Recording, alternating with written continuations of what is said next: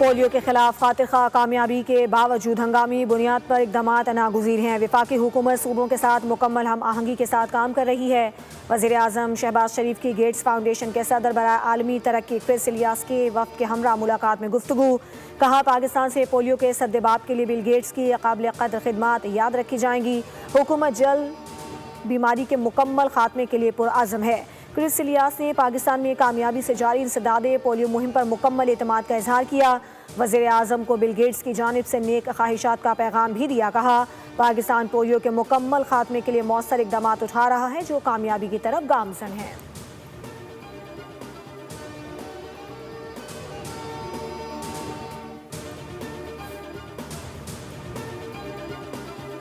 गुल प्लाजा में आग बच्चों के हाथों फ्लावर शॉप में लगी और एसी डकेट्स के जरिए फैली। 89 अमवात हुई। सबसे ज्यादा हलाकतें मेज़नाइन फ्लोर पर हुई।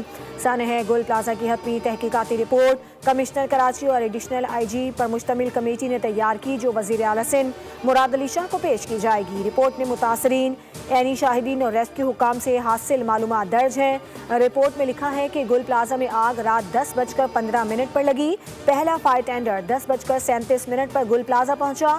डिप्टी कमिश्नर जुनूबी 10:30 पर गुल प्लाजा पहुंचे।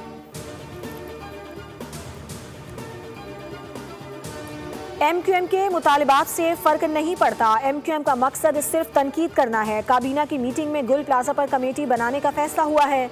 हुकूमत ने जरूरी समझा तो जुडिशल कमीशन भी बनाएंगे। वजीर इत्तला सिंध शर्जील इनाम मेमन ने कहा कि सिंध हुकूमत के बजट का बड़ा हिस्सा सिर्फ कराची पर लगता है।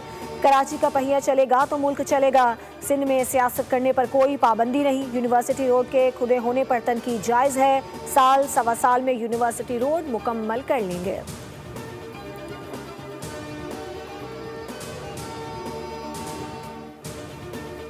अस्सलामुअलैकुम, आप देख रही हैं बोल न्यूज़। मैं हूं शुमाइला अरशद। हेडलाइंस आपने देखी। मजीद खबरों और अपडेट्स के लिए विजिट कीजिए हमारी वेबसाइट bolnews.com।